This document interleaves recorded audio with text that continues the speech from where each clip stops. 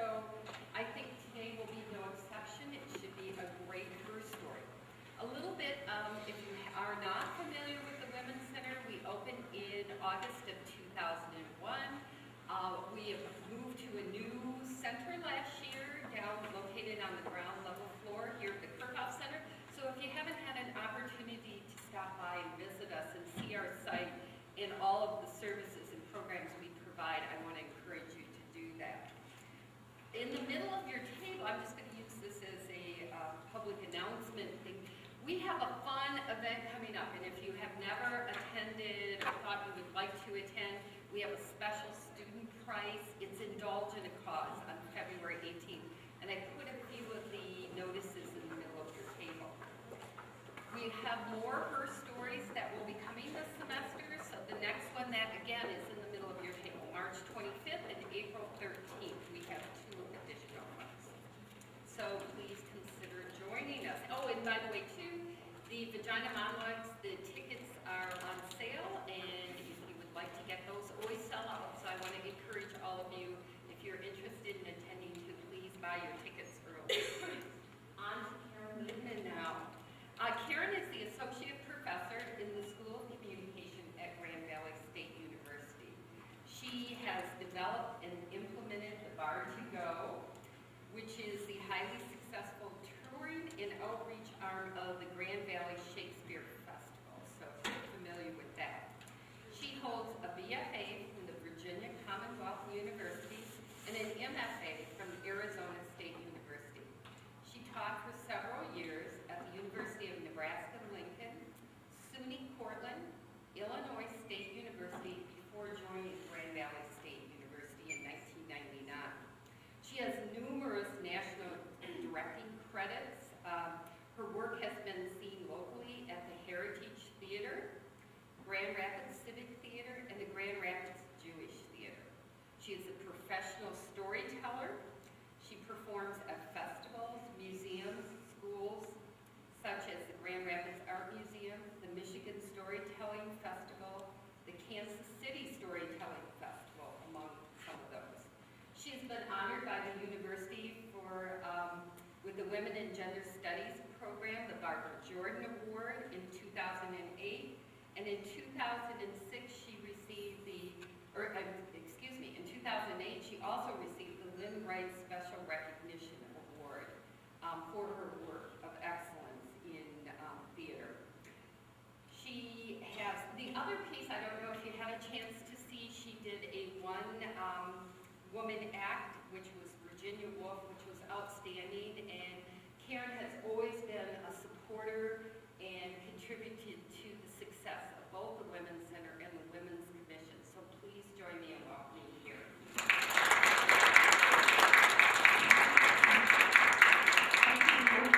I feel like there's this like huge room. So part of my story is not wanting it to always be a monologue. Working for my whole life to stop it being a monologue and having it be more of a dialogue. So we're going to start with a little bit of a dialogue here. Everybody has a story. I think we could all do a her story here, except for you fellas. You could do a his story. Anyway, what I want you to do is I want you to turn to somebody at your table and tell them your name, your whole name, and tell them the story of how you got your name. Every, part of it, why your names that you have.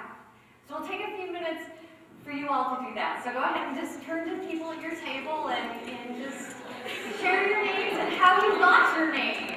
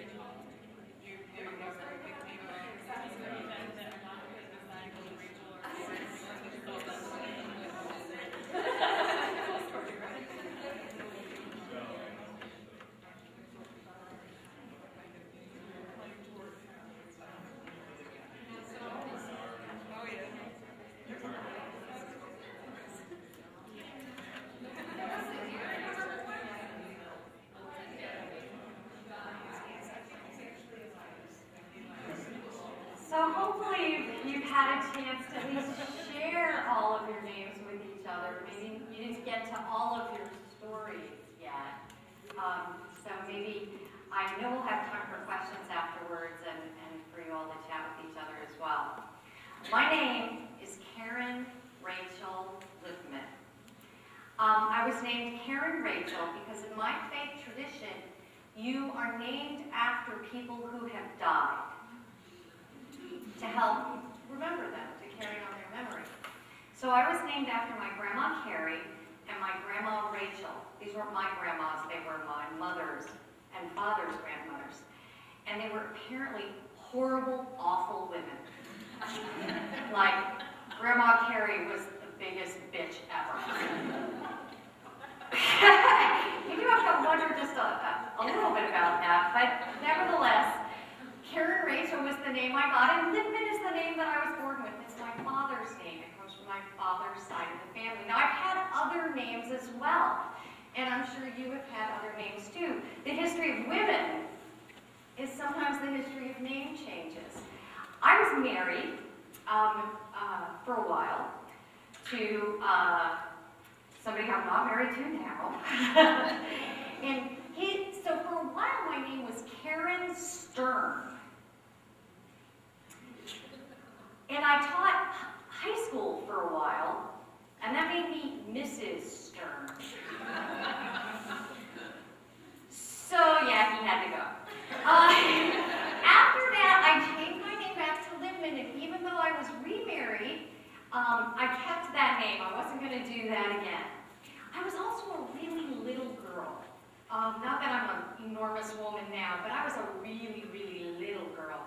And so I had those little girl kinds of names. I was called Little Karen. I was called Peanut. You know, I had the little girl names. I also had a very big mouth.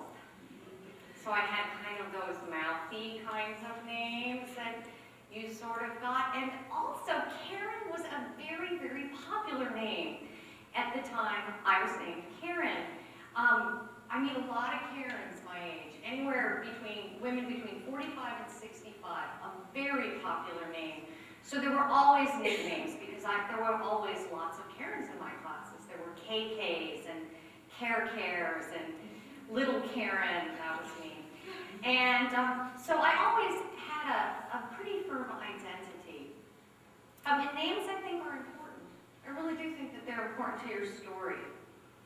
I have 2 children, and you know when you're pregnant, the naming thing is a big thing, right? You want to think about what you're going to name your baby. Most of the time, I think people are thinking about first names. We got our first names down for that first baby pretty well. We were going to be totally narcissistic. Named them after us.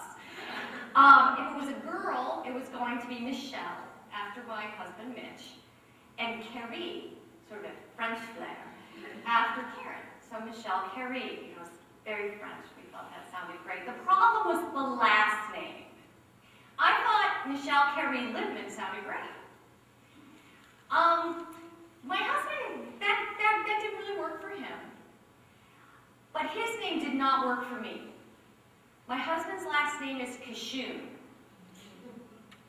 which meant that his entire life, when he introduced himself to people, they would say, "God bless you." And he would have to pretend as if he'd never heard that one before. So I didn't feel that would be a good name for my children. I didn't want them to go through life as a sneeze.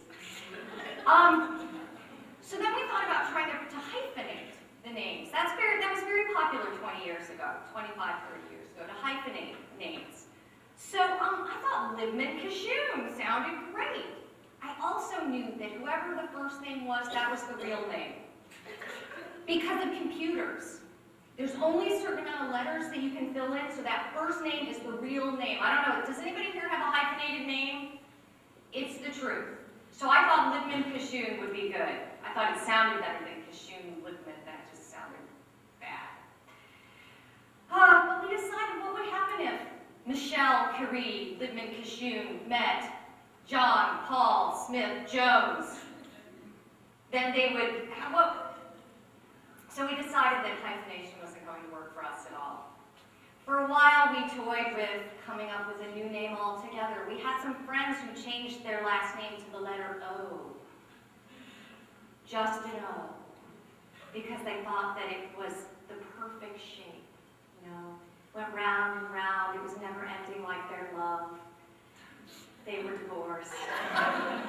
And they were stuck with the letter O as their last name. So we thought about something like that, but that didn't really work. Even for a while, we thought about naming them after our dogs. Because we had a pit bull and a basset hound. And we thought Pit Bassett sounded rather, you know, rather English. You know, hello, I'm Michelle Pit Bassett.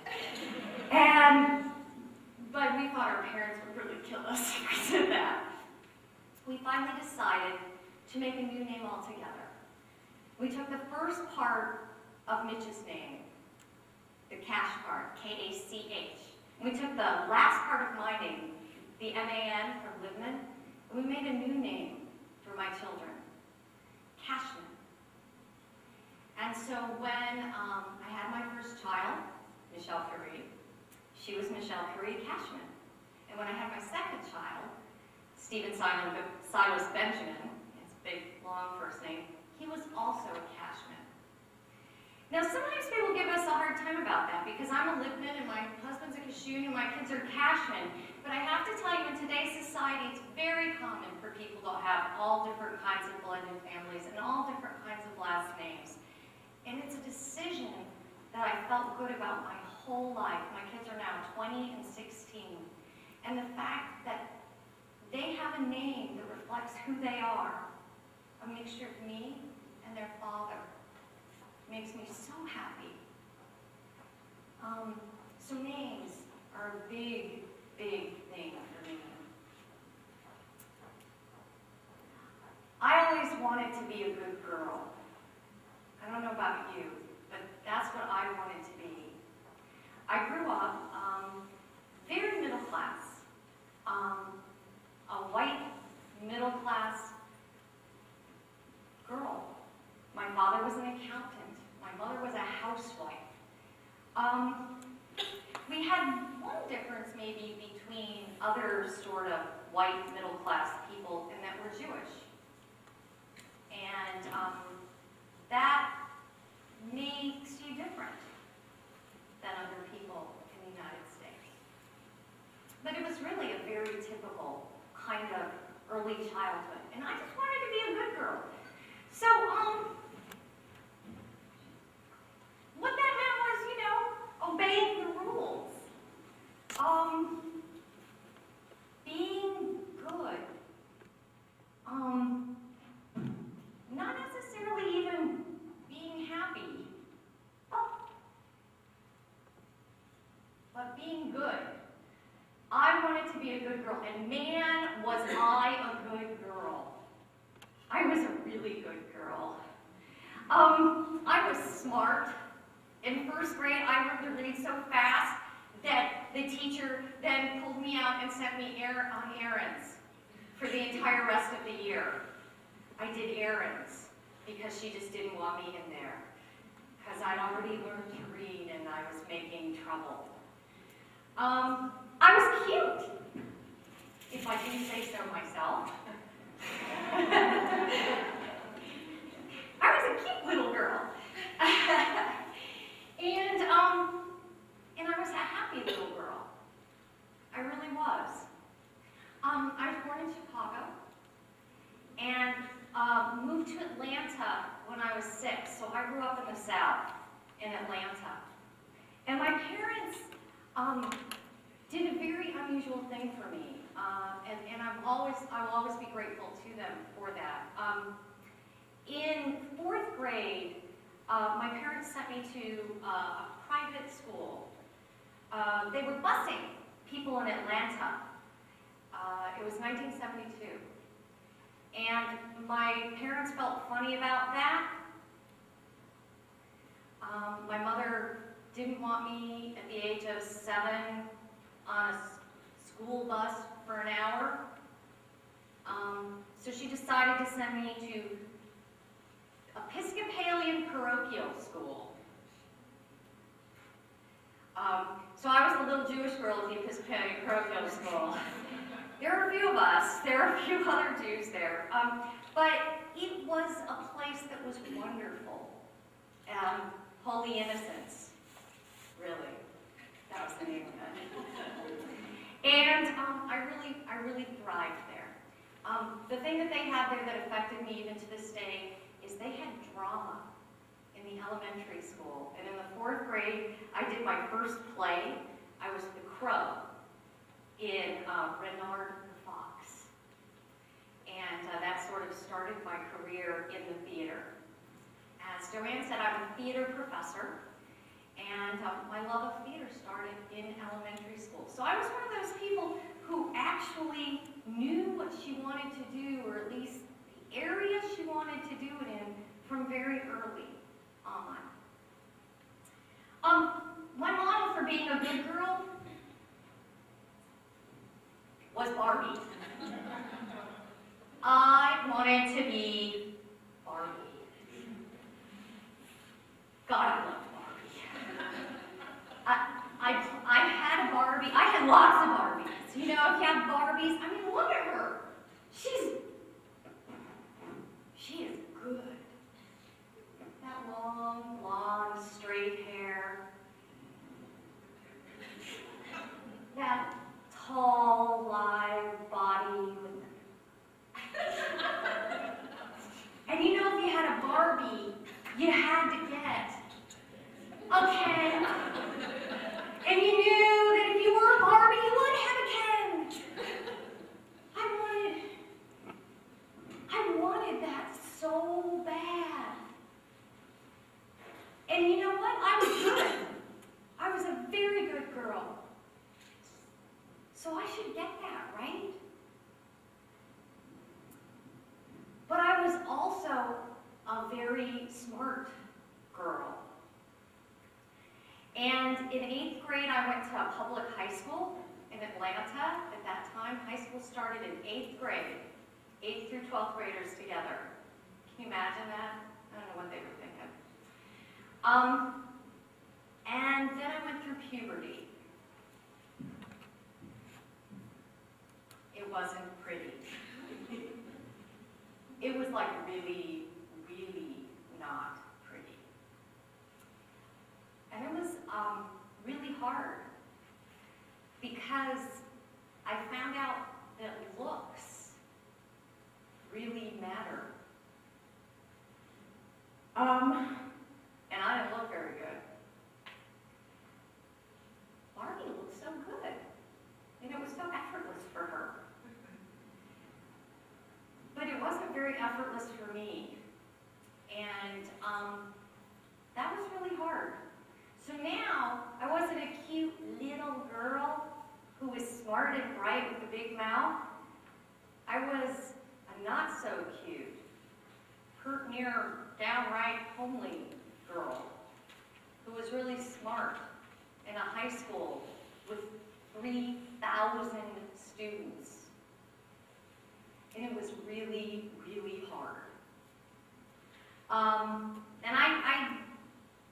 that's part of my story about wanting to be a good girl and wanting to be Barbie and not being Barbie. And how hard that was. I never had a date in high school. I never went to a dance.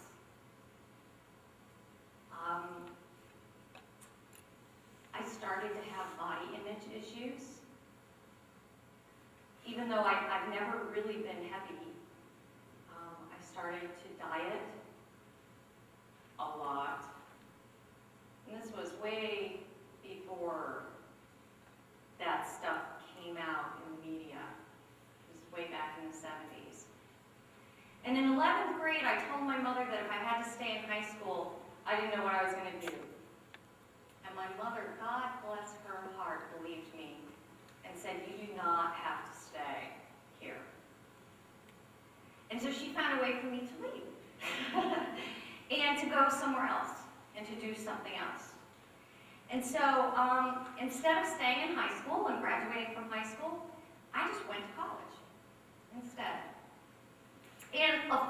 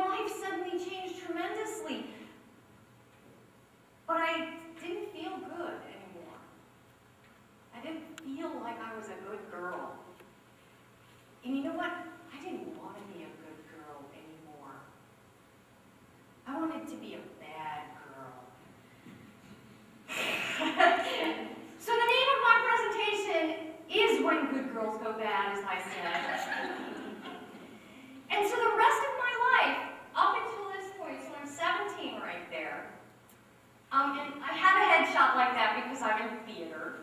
I've had shots through the years. Was that struggle between wanting to be good and wanting to be bad. So, you remember Barbie and Ken? Back when I was playing with Barbie and Ken? Well, I met a guy when I was 18 years old. And, Barbie got married. So did I. I was 19 years old. I have absolutely no idea why my parents thought that would be an okay thing for me to do. I married, though, a wonderful man named David Stern. And I got married. And it was a happy time. Here I am with my, getting ready to do that little garter thing, right? In the meantime, I'm still pretty smart. And my husband is 7 years older than I am. And he gets a job, and I move to Virginia, where I get a BFA in acting. And I'm going to be an actor. I'm going to be an actress. And I do one job, and I hate it. Hate it, hate it, hate it, hate it. 5 months of Noel Coward. And I hated it. And this is where you're so lucky to be at Grand Valley or to work at Grand Valley. I did not have a liberal education. I had a bachelor's of fine arts. All I knew about was theater. And I didn't know what to do. So I decided to go back to graduate school and try something else in the theater, but something else altogether. This is part of my foray into good girls gone bad. Because I realized about then that no matter what I was doing, somebody was going to think it was bad.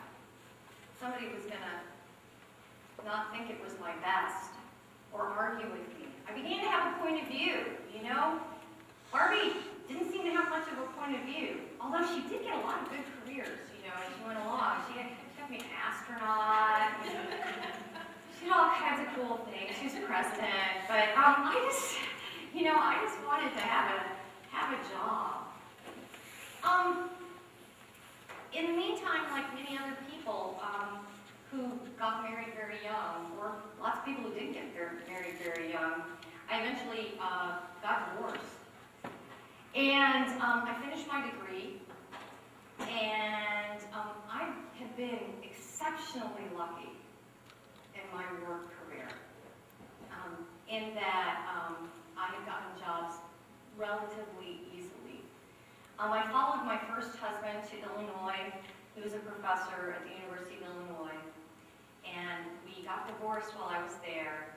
Well, he was there, and I got a job at Illinois State University down the road. Now, about this time, I'm about 25 years old, and something happened to me that starts to happen, I think, to a lot of people. So I'm having this career, and I always wanted to have a career, and I was expected to have a career, even though I came from this really white bread sort of mother's at home, father's an accountant. They always prepared me to have a career. I always knew I would have a career. I wanted a career. In fact, I wanted everything.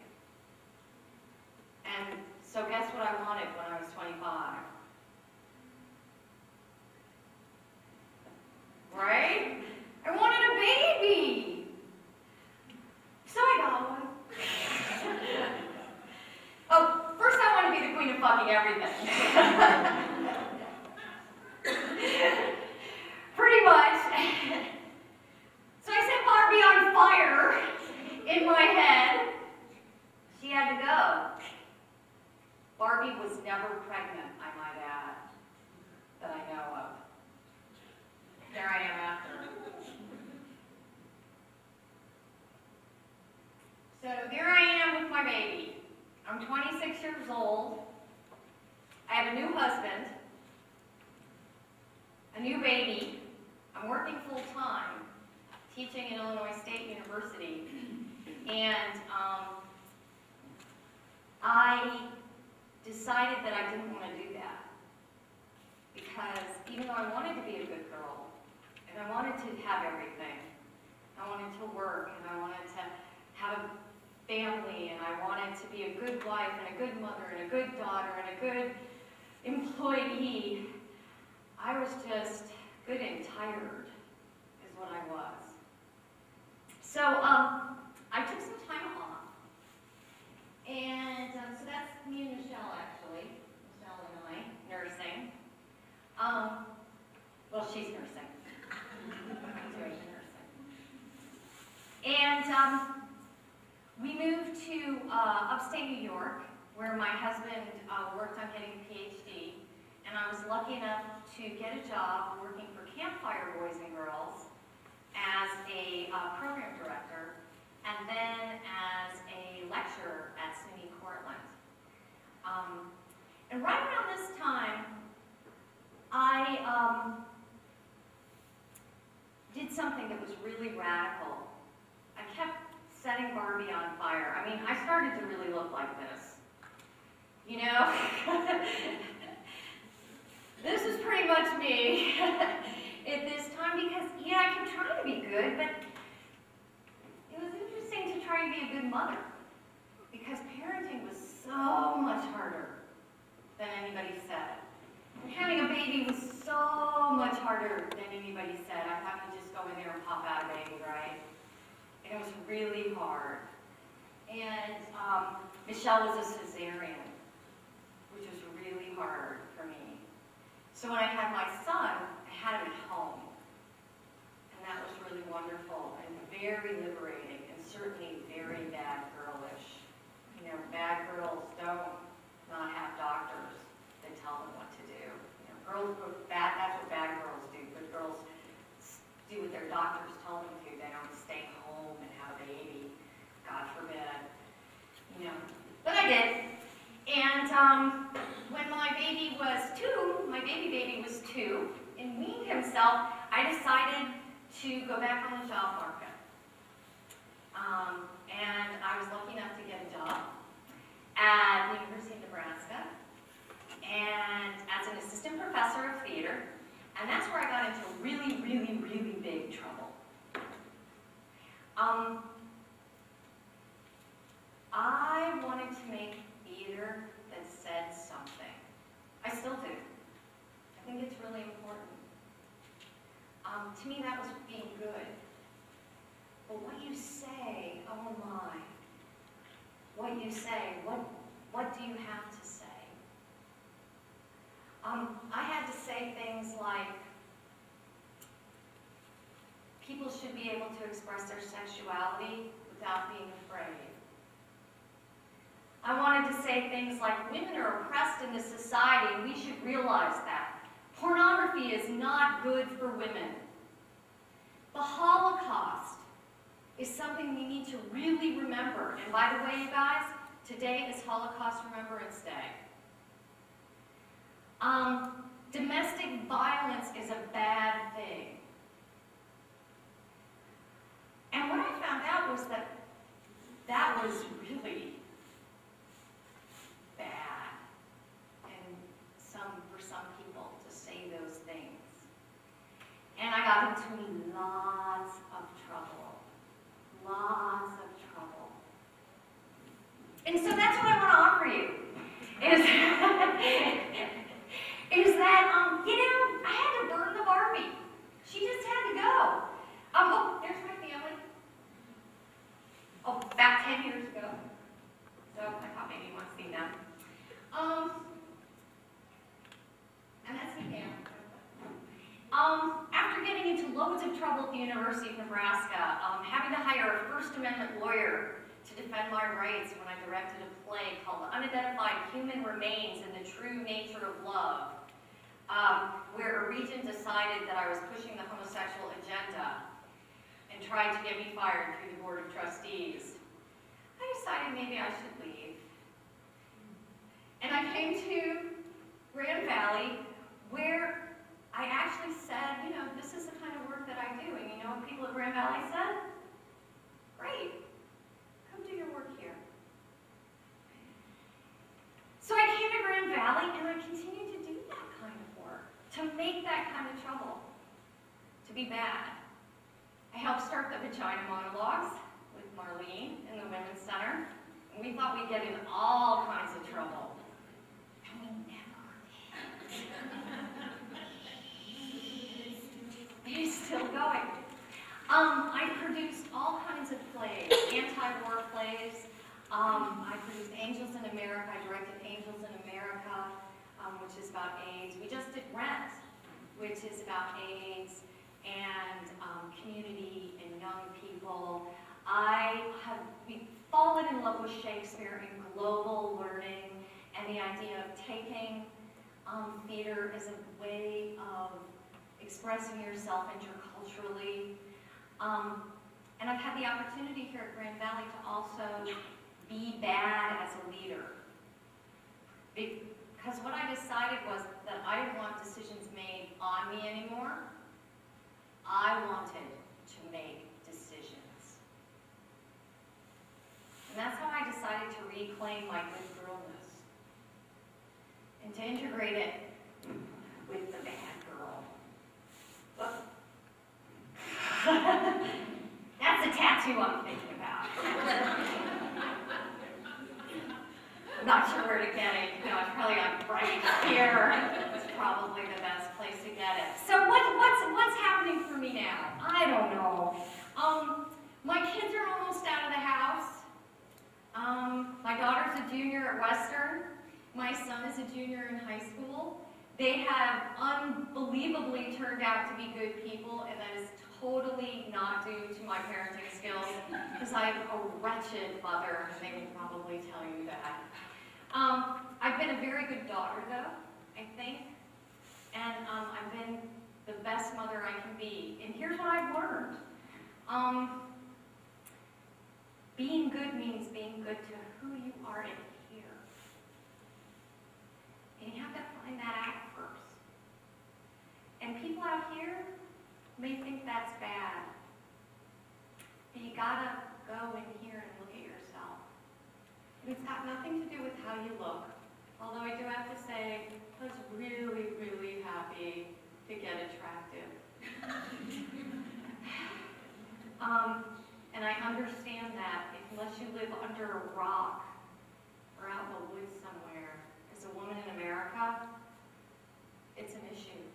I don't know an American woman that doesn't have body image stuff, including my own daughter, who, by the way, is a women and gender studies major. And I want you to think about, and I'm going to end here in case anyone has any questions, what it means for you to be good.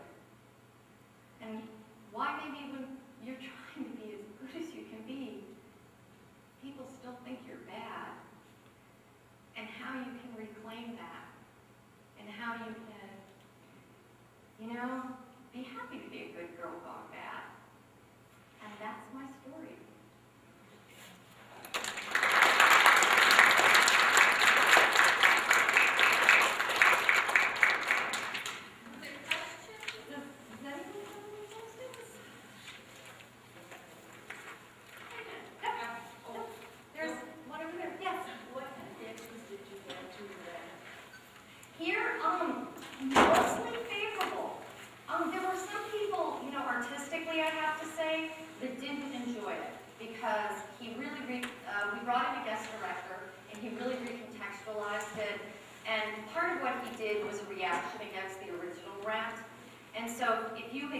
Because you wanted to see the original Rent, you were sorely disappointed.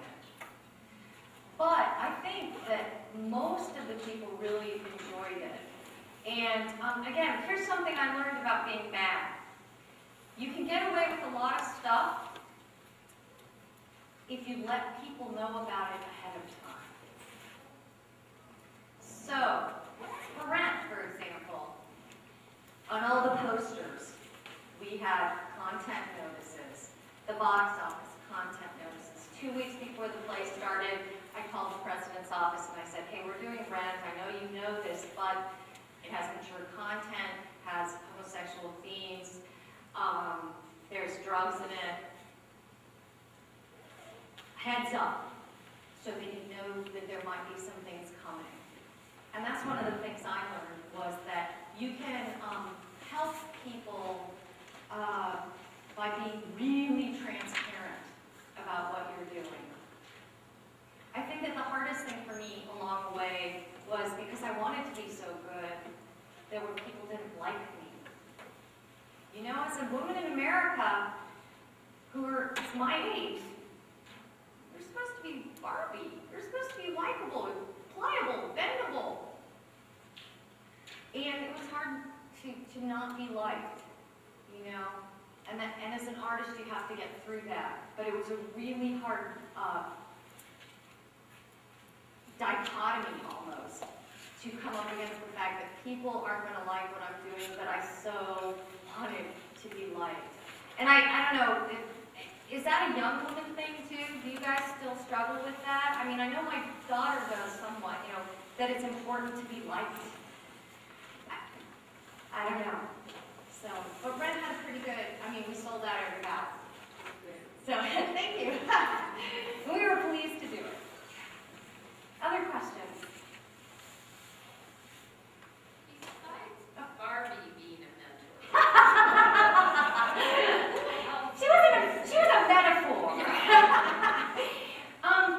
You know, I had some wonderful, wonderful women mentors along the way, particularly in graduate school. My graduate school advisor, Lynn Wright, who's the person who they named the award that I won after, which made me even so much more. She was tough, and watching her was really important. But I think in some ways, the mentors for the kind of thing that I wanted, which was everything, weren't quite out there yet. You know, women who were the next generation up from me, if they were very successful in academia, a lot of times they didn't have children.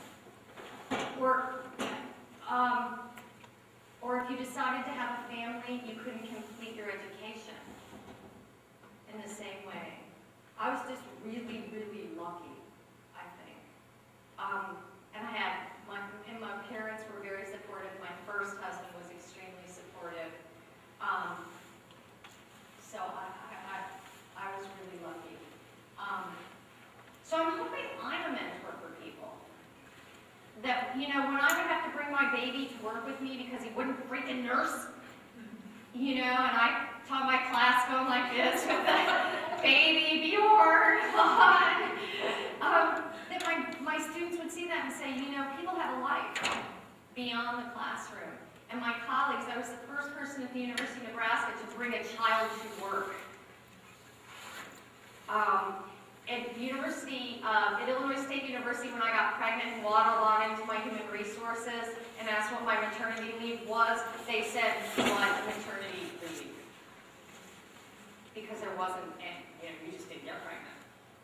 And they asked me to use my disability, and I said, I can't use my disability. What if I become disabled? And I needed that. So yeah, maybe not as many as I would have hoped could sort of guide me beacon-wise. Yeah. Professionally, what piece of work are you most proud of and why?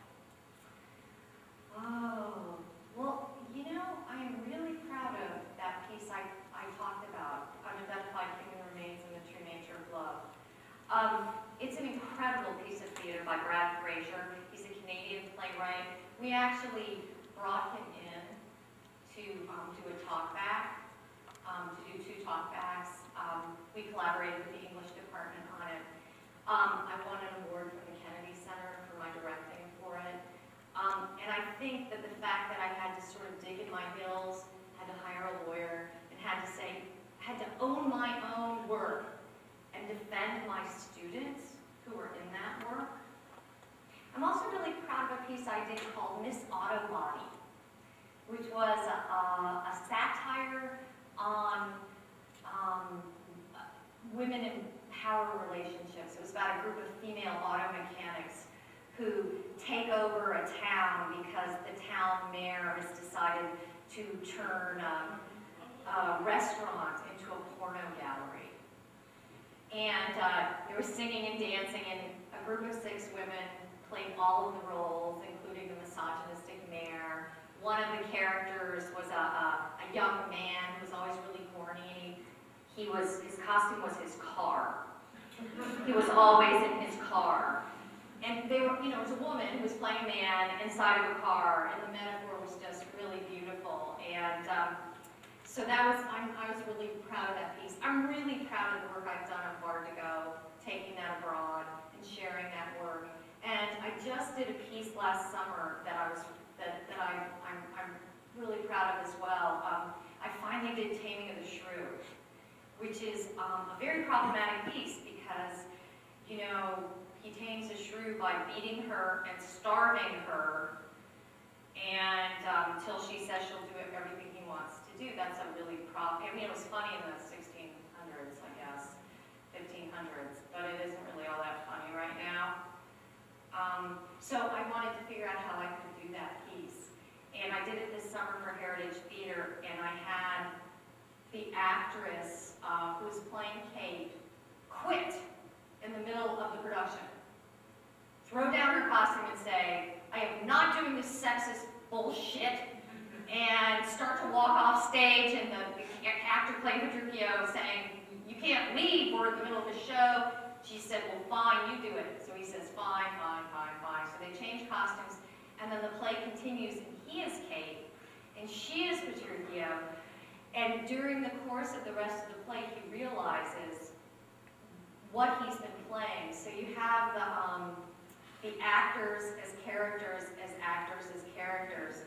She comes on with this huge cod piece, and we just had a really fun time with it. And I thought it was very successful. It was still really funny, but I was pretty pleased with it because I've been scared of that piece for a long time. So, and now I want to do it here in a different way. So, yeah. Can I talk about mentors just for a second? Yes, Or of course. my students. I should have said this. I have incredible students, wonderful, wonderful students, all along the way who taught me all kinds of things. My students, even from way back at Illinois State, I have students, I've been teaching since, as an assistant professor since 1988. And who still keep in touch with me. Facebook has sort of, revolutionized everything. And they've taught me so much, just by being willing to share with me. Yeah.